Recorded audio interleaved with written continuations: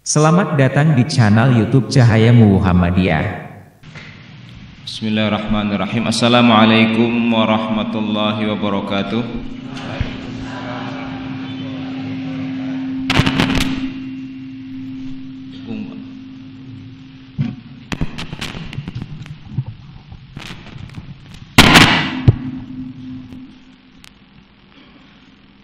Baik. Innal hamdalillah nahmaduhu wa nasta'inuhu wa nastaghfiruh wa na'udzu billahi min shururi anfusina wa min sayyiati a'malina may yahdihillahu fala mudhillalah wa may yudlil fala hadiyalah. Asyhadu annahu la ilaha illallah wahdahu wa anna Muhammadan abduhu wa rasuluh. Nusalli wa nusallim ila habibina al-Mustafa Muhammad ibn Abdullah alladhi qad ballagha risalah wa addal amanah wa nasaha al-ummah wa jahada fi amrihi haqqa jihadihi hatta ya'tina al-yaqin, amma ba'du. Syukur senantiasa kita panjatkan kepada Ilahi Rabbi yang selalu dan senantiasa mencurah limpahkan kepada kita semua kenikmatan, kesempatan dan segala nikmat yang wa in ta'uddu ni'matallahi la tuhsuha, yang bahkan jika kita menghitung semua nikmat Allah itu tidak akan mungkin kita mampu menghitungnya. Salam dan salam selalu kita haturkan kepada baginda Nabi Muhammad sallallahu alaihi wasallam beserta keluarga, sahabat dan pengikut beliau sampai akhir zaman. Para hadirin dirahmati Allah, ini ibu-ibunya jumlahnya lebih banyak, bapaknya lebih banyak lagi nih. Masya Allah. Baik, kita akan melanjutkan kajian rutin kita ini, masih berbicara tentang jual beli yang kita masih berhenti di syarat ma'qud alaih atau barang yang diperjualbelikan. Syaratnya apa saja? Kita sudah membahas yang pertama adalah suci, barang yang diperjualbelikan harus suci. Kemudian intifa bihi, bermanfaat, ada manfaatnya atau tidak barang yang dijual.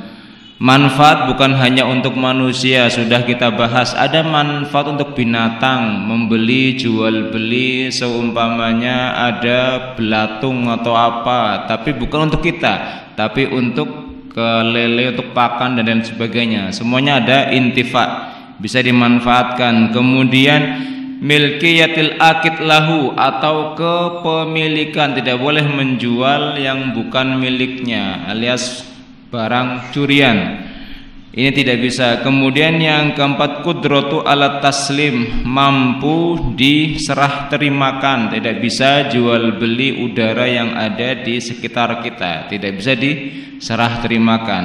Kemudian yang kelima, al ilmu bihi, diketahui atau ma'lumut tsaman. Nah, ini kemudian yang akan kita bahas, syarat yang kelima ini. Suara saya jelas tidak didengar? Sepertinya sedikit dengung, tidak? Mandan ya.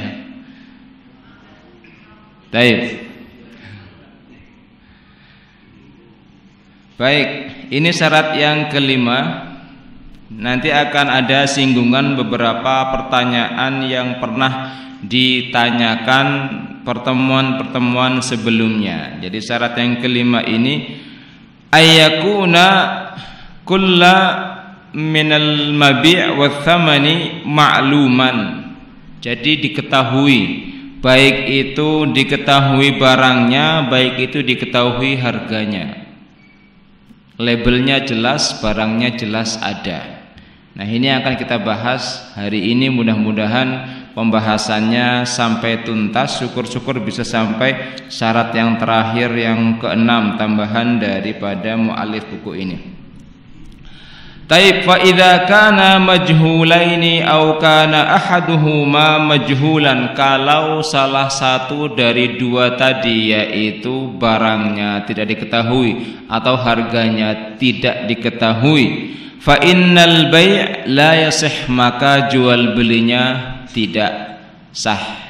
Jadi harga harus jelas, barangnya juga harus jelas, apa yang dijual, berapa harganya. Lima fihi minal gharari, karena kalau tidak ada kejelasan dari dua hal tadi, barang maupun harga, maka namanya gharar, dan itu dihindari oleh agama Islam ini. Wal ilmu bil mabi'i yaktafi fihi bil musyahadah fil muayyani walau lam ya'lam qadarahu. Nah, ini kemudian bagaimana kita mengetahui barang yang dijual tadi? Maka barang yang dijual, wal ilmu bil mabi, barangnya ya, cukup dengan melihat bendanya. Walau lam ya'lam qadrahu, meskipun berapa jumlahnya, takarannya itu tidak diketahui. Jadi salah satu sebagai sampel saja sudah cukup.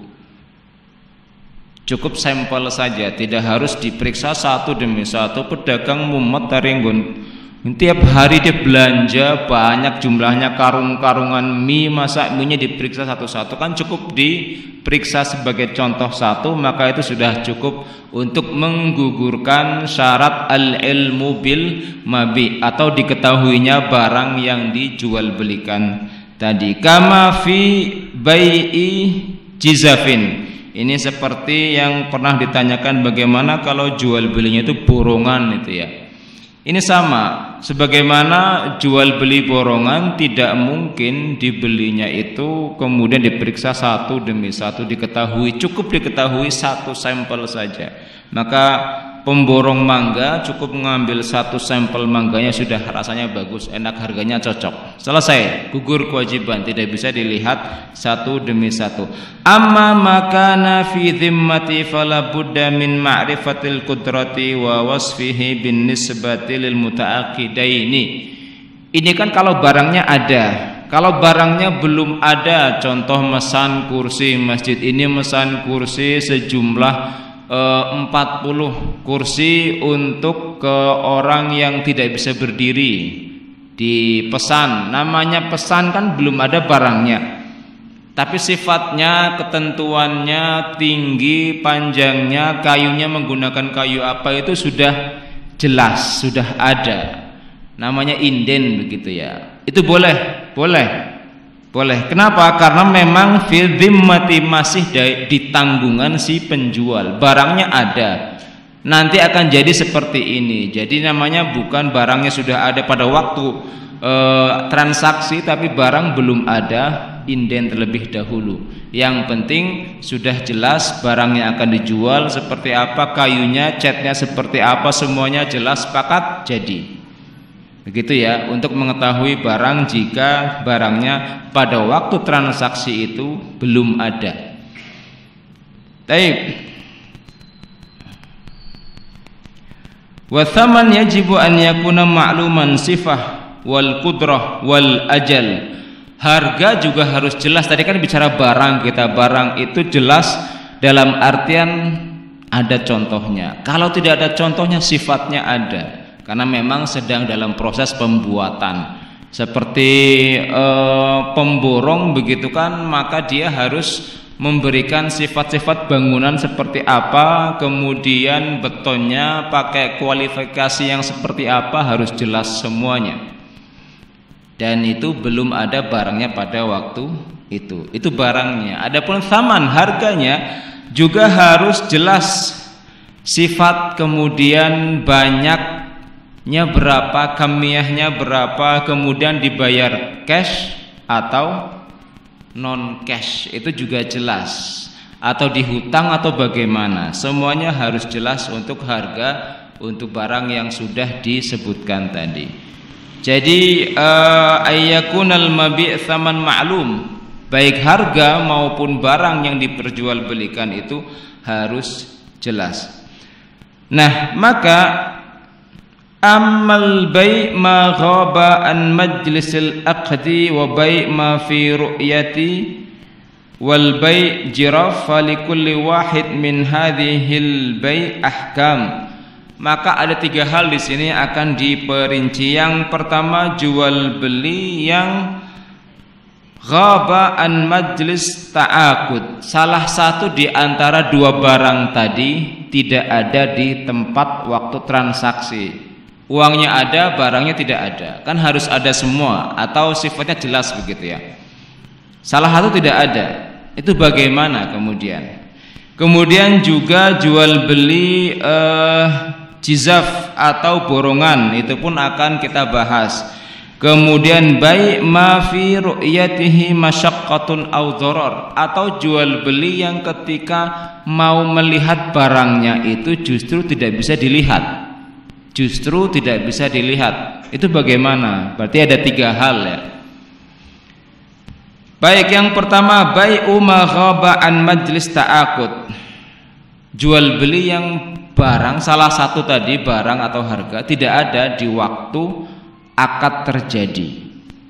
Yajuzu bai' ma ghaba an majlis ta'aqud bi syartin an yusafa wasfan yu'di ila ilmu bihi. Ini kan syaratnya diketahui. Nah, kalau tidak ada salah satunya berarti kan tidak diketahui. Nah, itu boleh.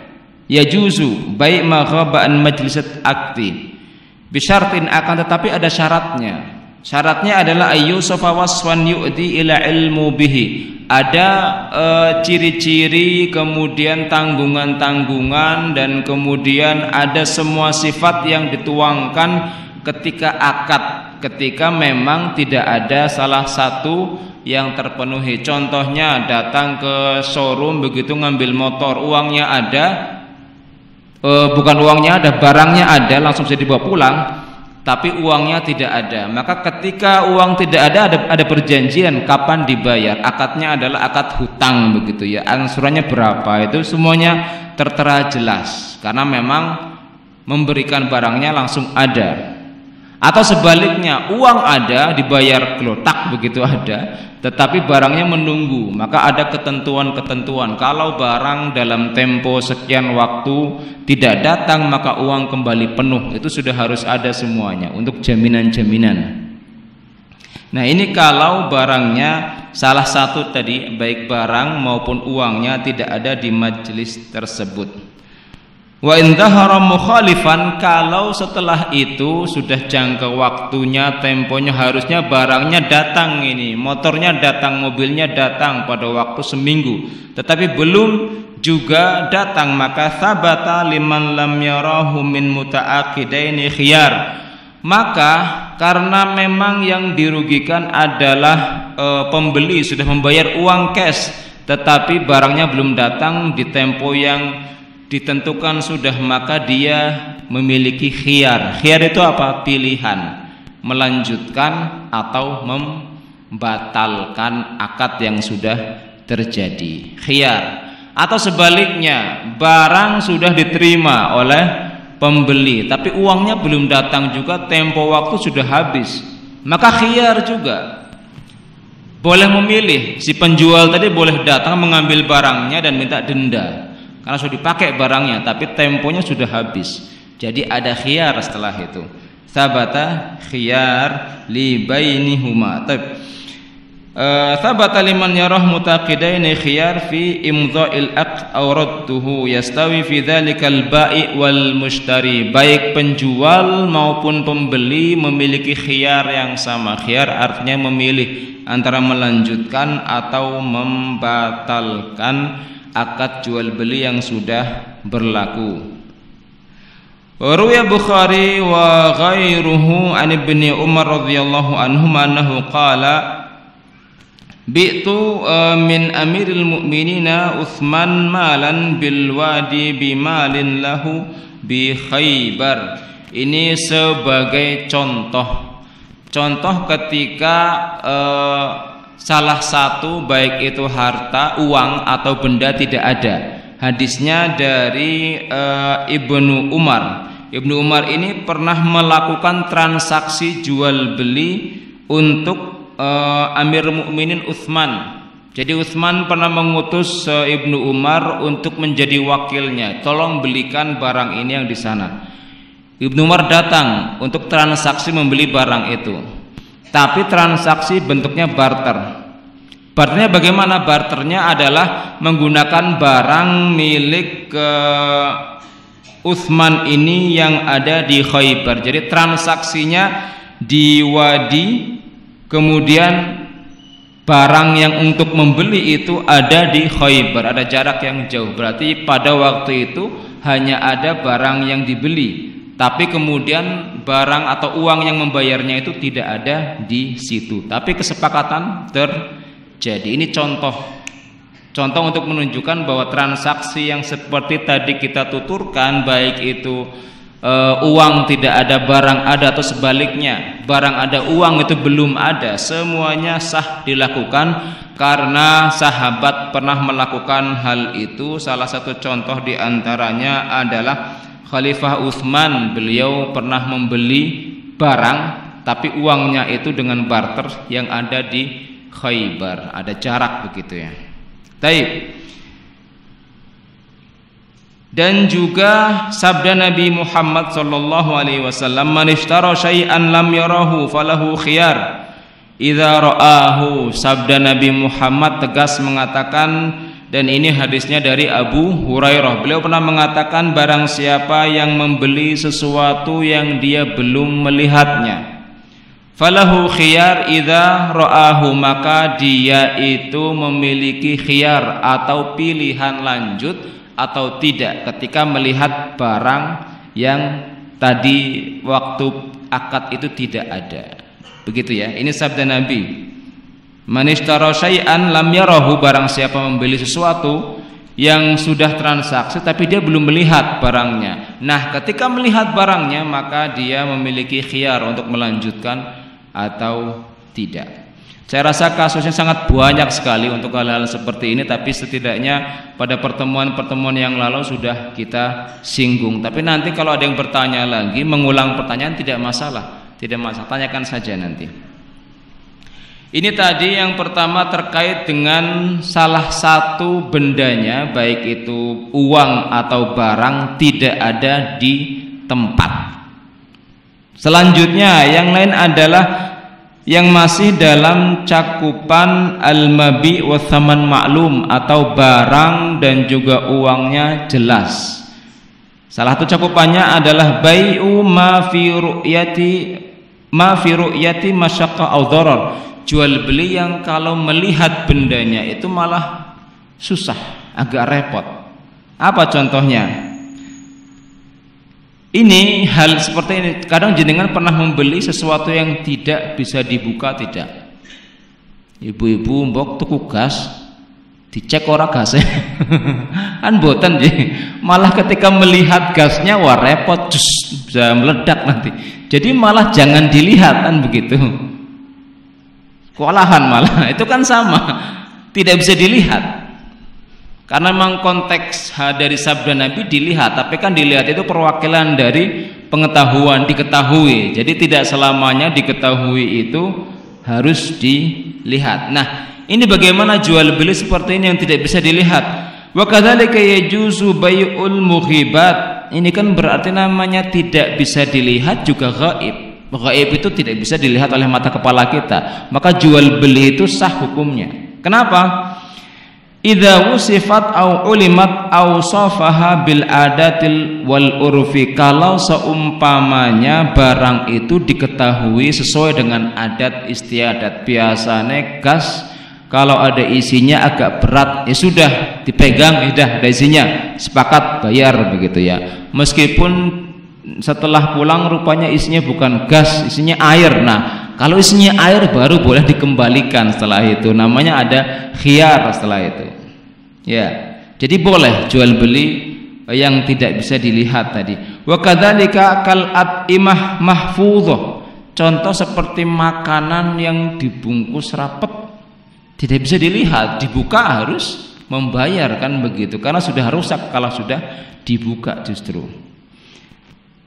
Wal adawiyah, atau obat-obatan yang kalau dibuka ya sudah rusak sudah. Untuk menjaganya justru harus tertutup dari cahaya. Maka hampir semua obat-obatan itu tutupnya bukan tutup yang bening, untuk menjaga kualitas obat itu juga tidak bisa dilihat. Wa anabib tadi ya, anabib oksigen atau tabung oksigen, tabung gas yang semuanya bertabung tidak bisa kita lihat di dalamnya, karena kalau melihat dibuka berarti sudah dimanfaatkan. Wa safaih bensin wa ghas, dan semua bensin jenengan tidak melihat, langsung masuk saja, isi ke tangki penuh, mudah penuh begitu, tidak bisa dilihat isinya berapa. Semua kembali kepada adat. Taib. Wa nahwa dzalika mimma la yaftahu illa indal isti'mal, dan lain sebagainya yang memang tidak digunakan kecuali harus dibuka terlebih dahulu, maka tidak selamanya harus dilihat, cukup diketahui dengan adat atau kebiasaan yang sudah berjalan di tengah masyarakat. Lima yatarattab ala fathihi min darari aw masyaqqati, karena kalau dilihat dan dibuka ada bahaya yang justru akan mengancam kalau dibuka seperti biasa, buka gas sebelum membeli, maka itu berbahaya. Wa yadkhulu fi hadzal bab ma ghibat thamrihi fi batinil ardi, atau juga jual beli borongan tapi yang diborong itu adalah ketela, ya, ubi. Itu kan semuanya di dalam tanah semua, tidak tampak. Itu maka sah hukumnya selama ambil sampel satu dan sepakat. Ada contohnya, oh ya sudah usianya sama semuanya, maka saya beli dengan borongan. Itu sama. Mithlu jizaf, ini ya sama dengan jual beli borongan tadi. Walifti wal batotis, batotis itu kentang. Kentang kan sama di bawah tanah semua. Kalau borongan ya tidak bisa dilihat, tidak mungkin dibuka satu-satu tadi, maka harus bil jumlah, ambil satu sampel usianya cukup mewakili semuanya. Wal basol atau bawang juga sama. Wa makana min hadhil kubail, atau semua jenis yang memiliki sama sifatnya dengan benda-benda tadi. Fa inna hadhihi la yumkinu bai'uha bil ikhraj mabi' duf'atan wahidatan, karena sangat mungkin tidak mungkin untuk membuka semuanya satu demi satu baru ada transaksi. Karena namanya borongan ya, maka harus cepat, siapa cepat dia yang akan mendapatkan barangnya. Tidak mungkin saya akan beli barang ini setelah dibuka semuanya, ya uslah kesuwen, saya jual ke orang yang lain saja, yang saya butuh uang waktu itu, kan macam-macam kebutuhannya. Taib. Wala yumkinu bai'uha syai'an fa syai'an lima fi dzalika min haraji wa asari wa rubbama ada dzalika ila fasad amwal au ta'tiliha. Karena memang kalau dibuka satu demi satu tadi, semua benda-benda tanaman yang buahnya itu ada di bawah tanah, ketika mencabut maka ya sudah akan segera rusak, tidak bisa digunakan. Tapi kalau masih di tanah itu masih bisa panjang usianya, maka ini malah membawa hal yang buruk untuk petani. Fa inna ma tuba'u adah biwasatati ta'aqut ala hukul wasi' allati la yumkinu bai' ma fiha min zuru al-muqiba illa ala haliha. Ini memang salah satu di antara kemudahan jual beli, ya langsung datang mendatangkan penjual dan pemborong tadi, melihat dan memborong langsung. Itu kan juga membantu sang petani daripada harus menyewa orang untuk mengeluarkan semua isi buminya. Ini contohnya. Taib. Jadi jual beli yang tidak bisa dilihat tadi contohnya banyak sekali, dan itu sudah terjadi di antara kita semuanya. Kembali semuanya kepada al-adatu muhakkamatun. Kemudian selanjutnya yang masuk dalam pembahasan ayyakuna kullu minal mabi'i wa thamani ma'luman, atau harus syarat yang kelima ini adalah adanya sifat yang diketahui untuk barang dan juga untuk uangnya. Salah satu di antaranya adalah bai'u jizaf atau jual beli borongan. Ini sudah pernah ditanyakan. Al-jizaf walladzi la ya'lamu qadrahu ala tafsil. Jizaf ini sangat tidak mungkin diketahui berapa kilo jumlahnya. Memborong datang, pedagang membeli langsung diborong satu sawah, maka hasil buminya tidak diketahui sedikit pun. Ya paling pakai kira-kira, bisa meleset, bisa tidak. Wa hadza nau' min bai' kana muta'arifan alaihi baina sahabati ala ahli Rasulullah sallallahu alaihi wasallam. Jual beli seperti ini pada masa Nabi Muhammad ini sudah terjadi dan dilakukan. Faqad kana mutabayyi'ani bi aqdi ala sil'ati musyahadah la ya'lam qadraha illa bi jizaf. Jadi akadnya itu memang dari awal sudah diketahui, yaitu menjual dengan jizaf tadi. Tidak diketahui jumlahnya, tapi yang penting contohnya harganya masuk. Illa bil jizafi wa takhmin, karena memang pembelian jumlah yang sangat banyak tadi tidak mungkin diketahui jumlahnya berapa. Maka harus ada kesepakatan antara penjual dan pembeli.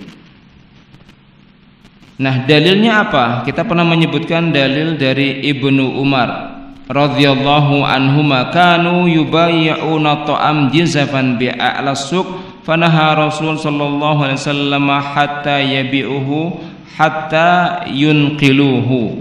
Jadi ada sebuah redaksi bahwasanya Ibnu Umar ini mengatakan para sahabat itu menggunakan jual beli dengan mekanisme jizaf atau borongan tadi. Nabi Muhammad melarang.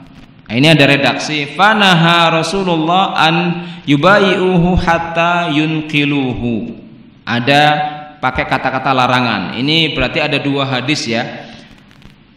Jadi Ibnu Umar pernah mengatakan sahabat itu jual beli borongan, tapi kemudian Nabi melarang melakukan transaksi sampai dipindahkan dari ladang tadi menuju tempat jual belinya. Jadi tetap harus dikeluarkan dulu jizafan ini ya. Nah, ini nanti akan kita bahas. Jadi ada yang pertama larangan untuk jizaf, yang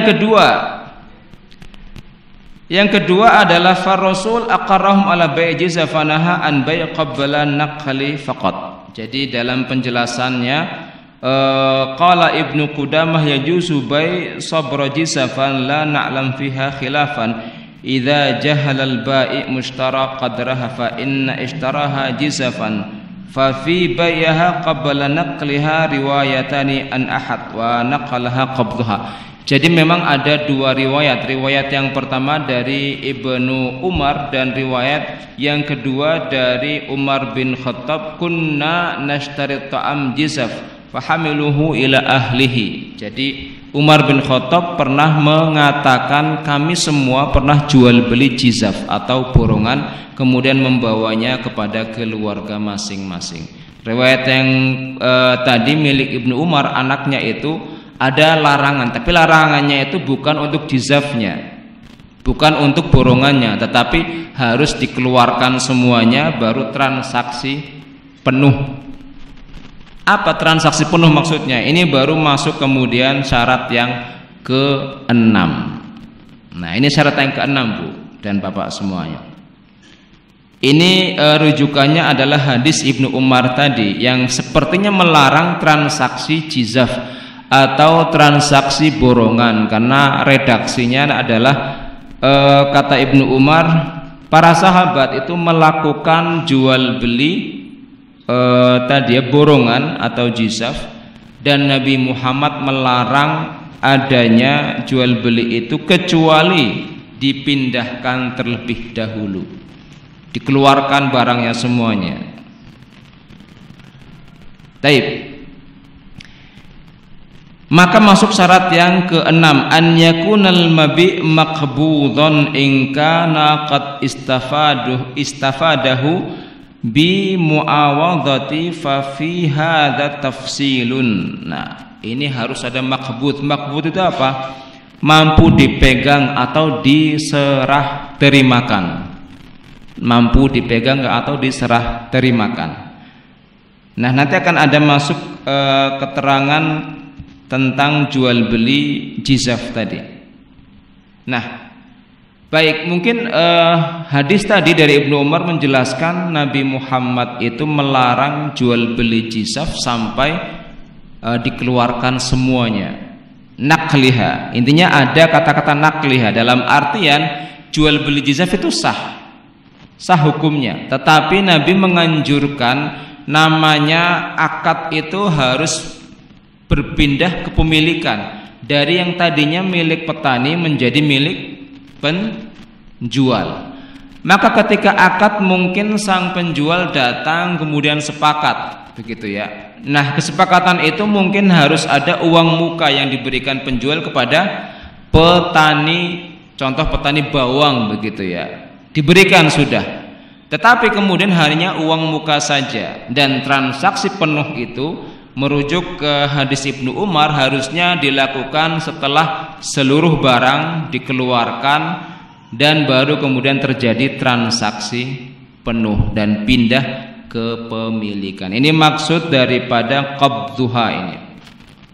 Sesuai dengan keterangan yang disebutkan sang mu'alif pengarang kitab ini, fa rasulu aqarrahum ala bai' jizaf wa naha an bai' qabla naqli faqat. Intinya harus ada dikeluarkan terlebih dahulu, meskipun sudah sepakat, ya sepakat saya harga untuk 1 hektar bawang ini sekian, akan saya ambil pada usia sekian, itu borongan sudah. Tetapi transaksi penuhnya itu harus setelah dikeluarkan dari kebunnya tadi.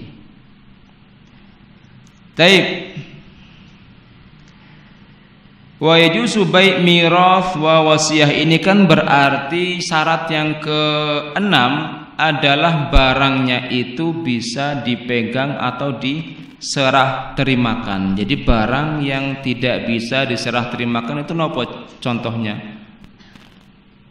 Bu, Pak, contoh barang yang tidak bisa diserah terimakan pada waktu itu. Contohnya jual beli harta warisan. Harta warisan kan bukan milik satu orang, milik bersama, leres nggih. Ini sama. Atau wasiat mendapatkan barang tertentu dari orang tua, diperjualbelikan, itu tidak bisa diterimakan, betul? Kan belum bisa, masih ada syarat tertentu. Tetapi yajuzu bai'ul mirath wal wasiyah, boleh jual beli warisan. Warisan yang hak kepemilikannya belum berpindah, maksudnya begitu ya, belum berpindah total, itu boleh. Wasiyah pun boleh. Wa ma lam yakun milku hasilan fihi bi muawadati qabla qabdi wa ba'dihi. Tetapi harus ada muawadhah atau perjanjian kompensasi. Namanya barang warisan itu kan masih betul-betul menjadi hak milik, surat-suratnya masih berjalan semuanya. Atau jual beli wasiat, saya sudah mendapatkan wasiat, suratnya wasiatnya ini, wasiatnya apa, mendapatkan tanah sekian, tapi kan masih tanahnya itu ada surat-surat yang harus dilengkapi. Itu semuanya masih berjamin semua, maka harus ada, jual beli itu boleh, tapi harus ada dhoman atau muawadhah, kompensasi yang diberikan oleh penjual tadi. Ini biasanya ada jual beli tanah yang tanahnya statusnya masih hijau tapi mau dibangun. Itu biasanya nanti bermasalah, biasanya bermasalah. Maka harus ada jaminan dari sang penjual, ada tidak jaminannya? Qablal qabdi wa ba'dihi, dan itu harus dilakukan sebelum adanya serah terima. Ya, qabd itu harus dilakukan. Atau sebelum atau sesudah serah terima. Jaminan tadi harus ada begitu ya. Wa kadzalika yajuzu liman ishtara syai'an an yabi'ahu aw yahibahu aw yatasarrafa fihi tasarrufat al-masyru'ah ba'da qabdihi. Ini kan namanya qabdun, itu serah terima. Serah terima pemindahan kepemilikan, buku ini saya beli maka ini sudah mutlak menjadi milik saya. Tetapi kalau buku ini masih ngutang, apakah ini milik saya? Belum. Belum mutlak milik saya, kan mengatakan gitu. Tapi saya punya hak karena sudah ada transaksi. Sudah ada transaksi, saya beli dengan harga sekian tapi nyicil begitu. Ada transaksi yang terjadi. Maka ini sudah menjadi milik saya tapi belum mutlak. Saya hanya memiliki hak guna, bukan hak jual. Kalau menjadi mutlak milik saya bisa menjual dan menggunakan. Maka hanya memiliki hak guna saja. Rumah pun begitu. Maka rumah juga sama. Rumah yang belum selesai perjanjiannya, masih ada cicilan hutangnya, maka dia hanya memiliki hak guna saja, tapi tidak memiliki hak jual. Itu maksud dari qabdun tadi. Maka qabdun ini bisa sebelum atau sesudah. Berarti kalau kasusnya itu masih ada tanggungan, maka qabdunnya itu atau serah terimanya itu justru setelah angsuran selesai. Angsuran 20 tahun, maka serah terimanya ya 20 tahun kemudian. Selama 20 tahun lamanya itu hanya memiliki hak guna saja. Nah, baru kemudian pertanyaannya sekarang. Ini kan pembahasan di syarat yang keenam ini adalah barang itu harus bisa diserah terimakan, menjadi pemilik penuh begitu. Nah, kemudian bagaimana membeli sesuatu yang belum ada serah terima? Membeli rumah yang belum berpindah ke pemilikan penuh, karena dia masih punya sisa angsuran 5 tahun begitu ya. Itu bagaimana hukumnya? Kan itu pertanyaannya. Leres Bu? Pak, ngantuk apa ya? Maca fikih ngantuk ya Pak. Ya kan begitu. Maka di sini amma idza lam yakun qabdahu fa innahu yasihu lahu tasarruf fihi bi kulli naw'in min anwa'i tasarrufat masyru'ah ma ada tasarrufut mabi'. Maka kalau belum ada serah terima, dia tidak memiliki hak jual, dia hanya memiliki hak guna saja, karena memang belum ada serah terima. Amma sihhat at-tasarruf fi ma ada li annal mushtari malakal mabi' bimajarat aqdi. Karena memang kepemilihan penuh itu kalau sudah betul-betul ada serah terima. Barang iya, kemudian benda iya. Ini pertanyaannya, kita banyak tidak melakukan jual beli barang yang masih ada tanggungan hutangnya, atau transfer anggunan gitu ya. Betul ya? Nah, itu hukumnya bagaimana? Boleh tidak itu? Meneruskan cicilan ya, kan sama itu. Sama itu. Itu sudah kita bahas pada pertemuan sebelumnya. Pada syarat yang keempat, ayyakuna maqud alaihi maqduron alat taslim, atau barang yang diperjualbelikan itu mampu diserah terimakan, bisa diserah terimakan. Maka salah satu makna bisa diserah terimakan itu jual beli hutang atau transfer hutang tadi. Itu bisa diserah terimakan. Jadi meskipun syarat yang keenam ini ada makbud, berarti harus ada ketentuan. Ini barang memang sudah menjadi hak milik saya, tapi angsurannya tinggal 2 tahun lagi dari yang awalnya berapa? 20 tahun begitu ya, contoh begitu. Maka kalau memang mau dibeli, silahkan lanjutkan angsurannya, tapi harganya saya turunkan.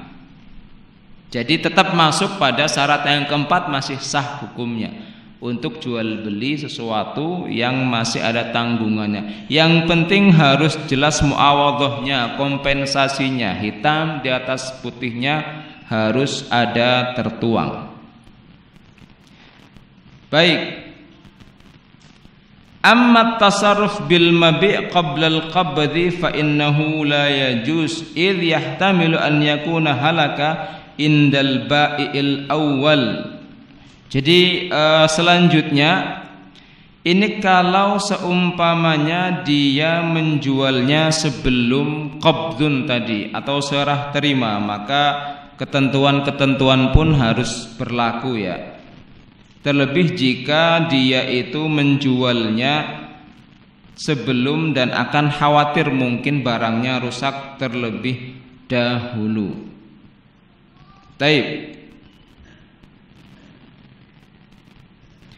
Sebuah hadis dari Nabi Muhammad sallallahu alaihi wasallam, sahabat pernah menanyakan, "Inni ashtari buyu'an fi ma yahillu li minha wa ma yahrum." Jadi sahabat pernah menanyakan, kalau saya membeli sesuatu itu apa sih yang boleh dan apa yang tidak boleh? Kemudian Nabi menjawab, "Idza ishtarayta syai'an fala tabi'hu hatta taqbidhu." Kalau kamu itu menjual dan membeli sesuatu, maka jangan engkau lakukan transaksi kecuali kamu menyempurnakan dengan jual beli, transaksi dan serah terima tadi. Harus ada serah terima. Wa ruwiya Bukhari wa Muslim, ini pun Bukhari dan Muslim pernah meriwayatkan, annan nasa kanu yudribuna al ahdi Rasulillah sallallahu alaihi wasallam idza ishtarau ta'aman jizafan. Para sahabat pun pernah melakukan transaksi dengan membeli borongan ya, yabi'uhu fi makanihi, jual belinya itu harus di tempat, hatta ya'uhu ila rihalihi, dan harus kemudian langsung diangkat ke alat angkut atau mobil atau apapun itu. Jadi untuk jual beli jizaf tadi.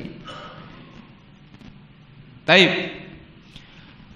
Ini sudah tersisa waktu 10 menit lagi. Biasanya ada pertanyaan. Ada yang mau bertanya? Atau sudah paham semua? Awonten setunggal niko. Nggih. Monggo. Ini setidaknya 6 syarat sudah kita baca. Tapi biasanya ada pertanyaan, dan pertanyaan itu melewatkan, memang menguatkan materi yang mungkin terlewatkan dari kita. Monggo Ibu.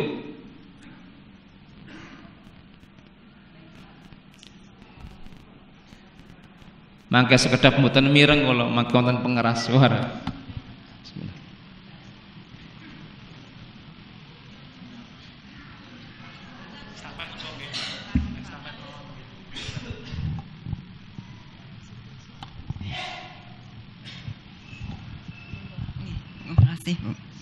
Assalamualaikum warahmatullahi wabarakatuh. Waalaikumsalam warahmatullahi wabarakatuh. Ini ada satu hal yang saya tanyakan Pak, terkait dengan jual beli secara kredit. Selama ini yang saya ketahui ya, misalnya membeli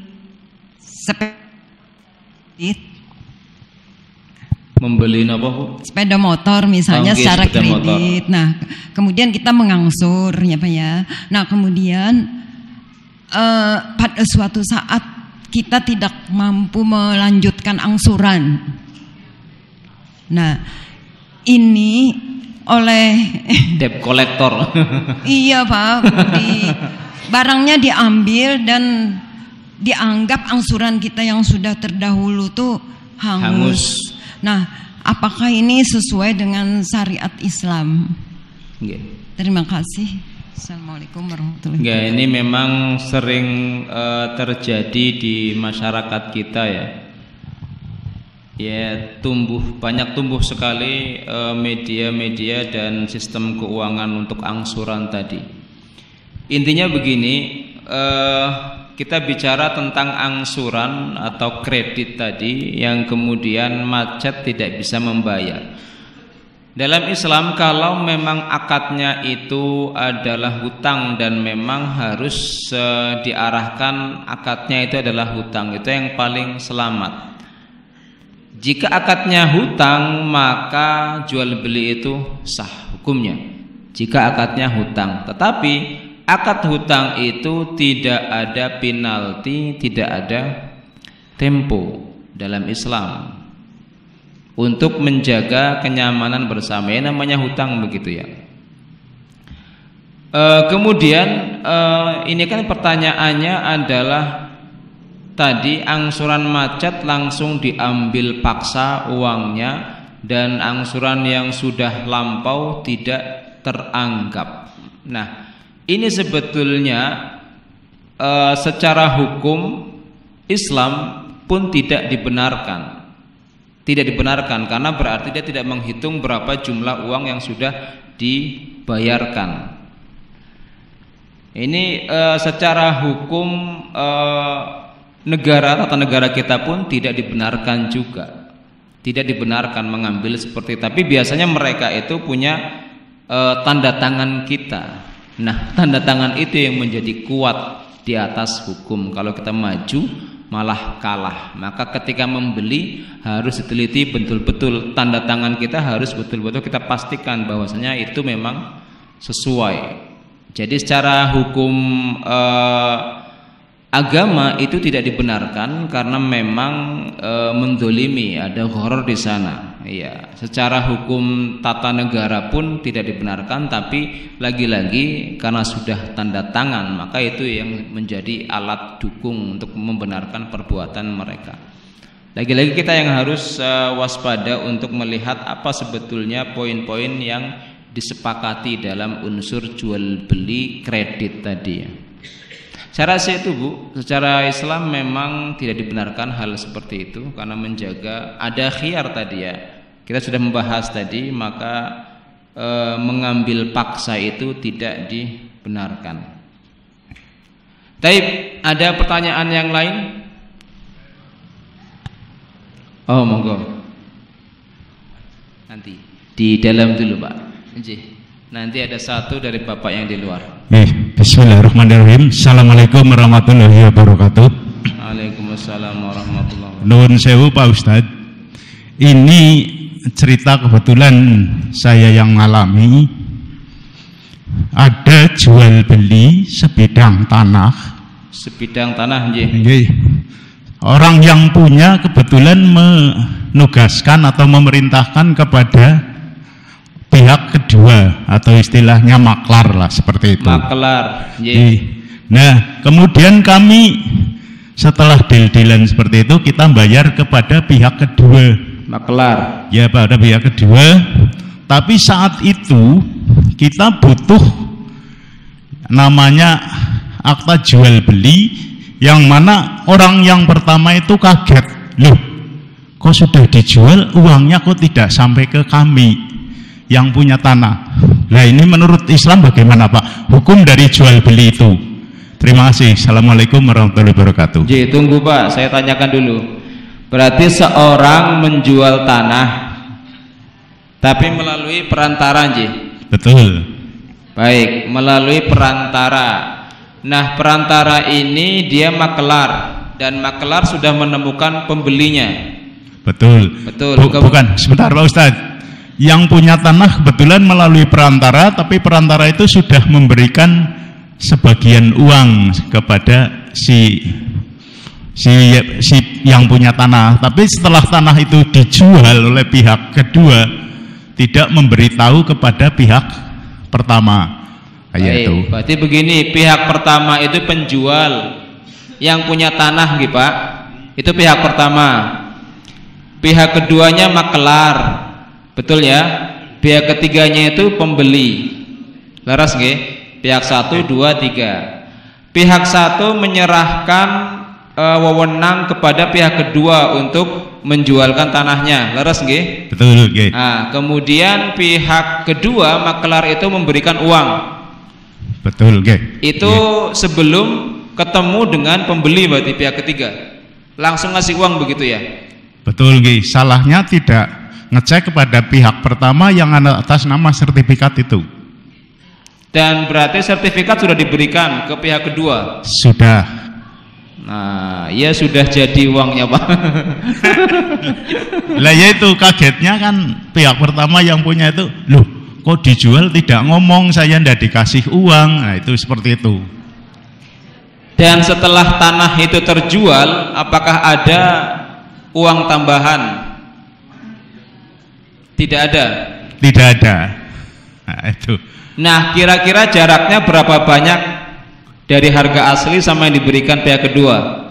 Itu saat itu harga itu dengan cara menyicil, tapi harga cashnya saat itu sudah 100%, tapi dari pihak pertama cuma 50%, yaitu menerima hanya 50% 50%, tapi diperhitungkan dengan bunga, yaitu jadi bisa 100% karena saat itu adalah orang Batak, Pak.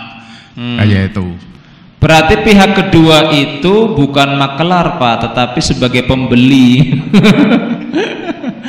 Ngakunya makelar tapi sebagai pembeli dia. Iya kan begitu, karena sudah menyerahkan sertifikat. Yang memiliki sertifikat itu memiliki hak penuh atas tanah di hukum kita. Tetapi dalam hukum Islam pemilik aslinya ya pihak pertama tadi, pemilik aslinya. Pemilik asli pihak yang pertama, dan jual beli itu harus ridho antara dua pihak. Nah, memang ini ya kepemilikan, dan pihak kedua tadi belum memiliki penuh, belum menjadi pemilik penuh, tidak.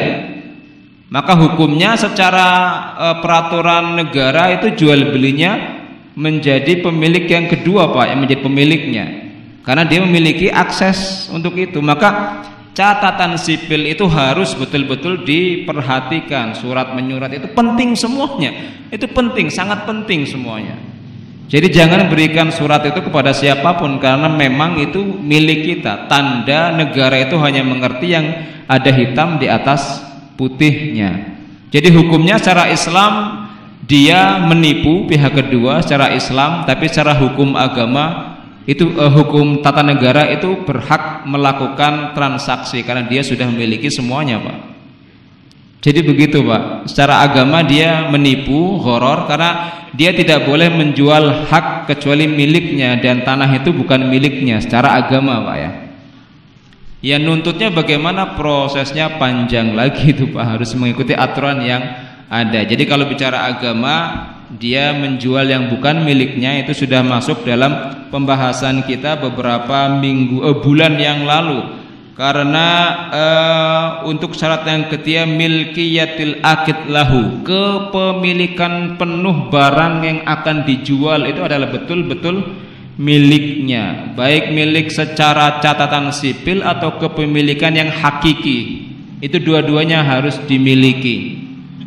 Jadi begitu, Pak, secara agama orang yang kedua tadi dia berdosa karena menjual bukan miliknya, tetapi secara catatan negara dia bisa melakukannya karena sudah ada uang yang dibayarkan dan mungkin sudah tanda tangan belum itu, Pak? Kalau tanda tangannya kita minta pihak pertama, Pak, si atas nama sertifikat itu. Masya Allah. Ya, itu sebagai pembelajaran yang sangat-sangat berharga untuk kita semuanya. Mudah-mudahan yang tertolimi akan mendapatkan ganti, yang mendolimi pun akan diberikan peringatan oleh Allah Subhanahu wa ta'ala. Allahumma amin. Hanya itu yang bisa kita doakan, Pak, di majelis ini. Jadi intinya catatan sipil sangat penting, maka jangan meninggalkan catatan sipil itu. Di antara catatan sipil itu adalah surat nikah, itu juga penting untuk hak wanita dan untuk hak pria. Catatan sipil juga ijazah, itu catatan sipil juga. Jangan sampai anak keturunan kita itu anti dengan catatan sipil. Aurapan sekolah ijazah apa ora penting sama sekali, laka ilmunya nak ijazah. Jangan, ijazah juga penting. Itu yang akan menunjukkan kita pernah sekolah di situ. Semuanya catatan sipil penting sekali. Saya rasa itu sudah 1 jam kita di sini. Ada pertanyaan terakhir? Satu orang yang masih ada, Pak, di luarnya. Nun sewu, hampir kelupaan tadi.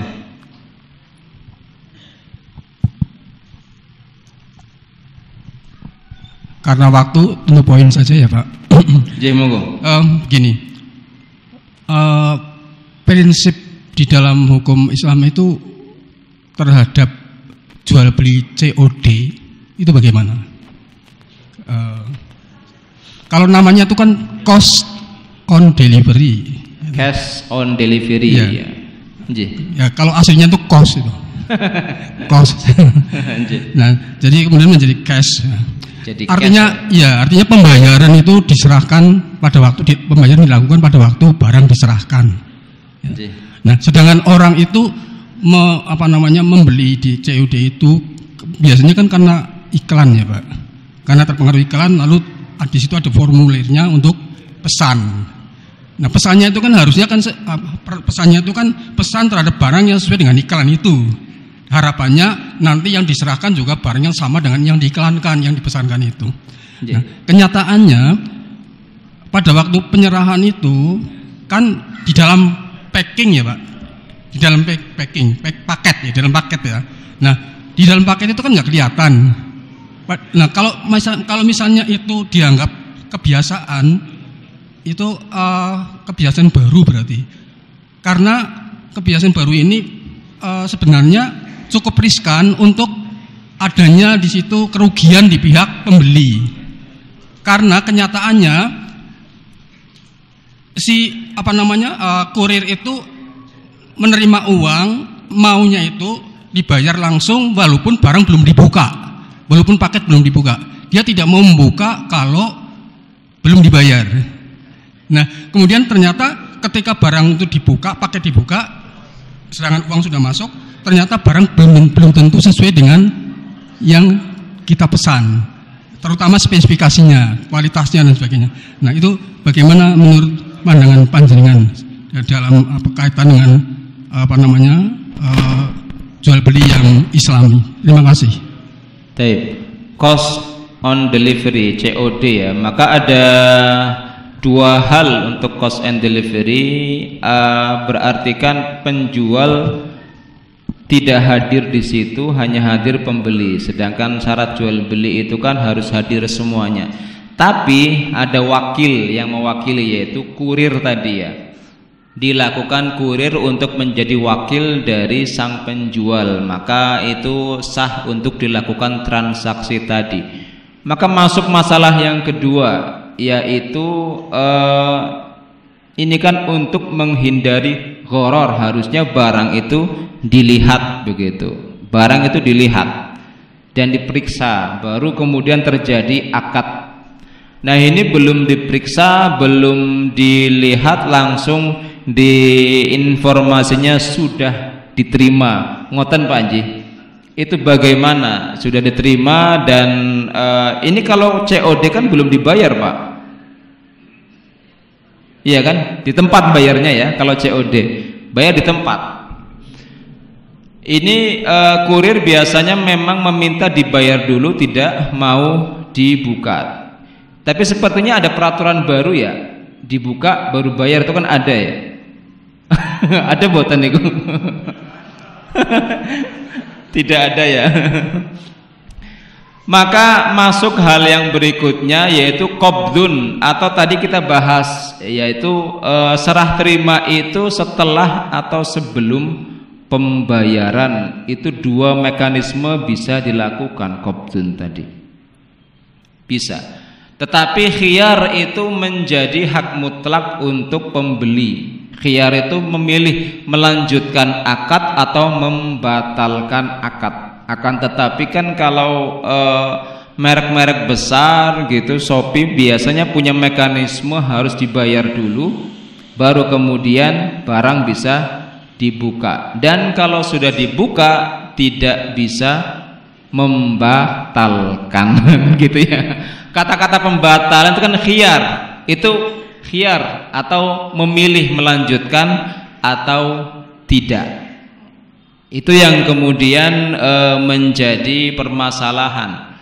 Maka harusnya ya lagi-lagi kita yang harus melindungi hak kita sendiri. Baca terlebih dahulu, bisa tidak mekanisme pengembalian tadi. Contoh kalau di PT KAI itu kalau kita memesan tiket begitu, membatalkan bisa, asal jangka waktunya kalau tidak salah 24 jam pembatalan keberangkatan. Itu akan dikembalikan tapi tidak penuh baca.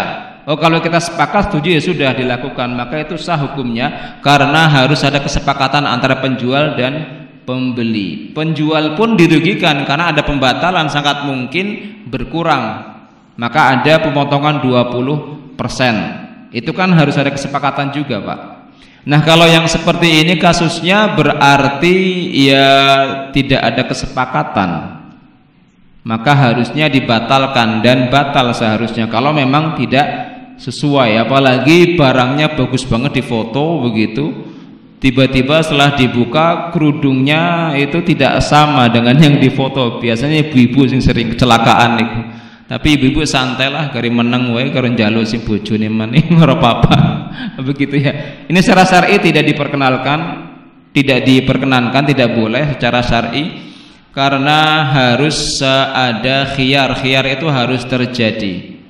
Jadi kalau memang barangnya bisa dibuka, maka dibuka dan dilihat begitu.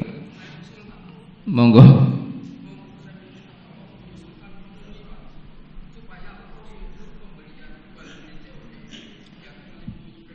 MUI nggih, Majelis Ulama nggih. Tapi sekarang kan MUI tidak memiliki akses untuk label halal. Diambil alih sekarang oleh Kementerian Agama, Pak, mulai beberapa tahun yang lalu. Betul nggih? Sudah mirsa nggih? Itu kan sudah diambil alih. Ya, mudah-mudahan kita akan sampaikan, karena memang Komisi Fatwa dan juga Tarjih Muhammadiyah selalu mengkaji hal-hal baru. Mudah-mudahan ini nanti diangkat dan bisa menjadi suara bersama Muhammadiyah mengusulkan ke pihak-pihak terkait. Harapannya ngoten, Pak, matur nuwun masukannya itu. Langsung ke Depak. Ya, Depak yang punya wewenang sekarang. Harusnya Depak melindungi hak konsumen harusnya. Ustadz sudah tidak punya gigi, Pak, karena MUI sudah diambil taringnya, milik Depak sekarang. Saya rasa itu nggih, ya apapun itu mudah-mudahan ada kebaikan untuk negeri kita ini. Dari bincang-bincang ringan ini muncul banyak hal yang harus dilakukan dan diperjuangkan. Secara itu kita tutup dengan membaca doa kafaratul majlis. Subhanallah wa bihamdika asyhadu an la ilaha illa anta astaghfiruka wa atubu ilaika. Assalamualaikum warahmatullahi wabarakatuh. Waalaikumsalam.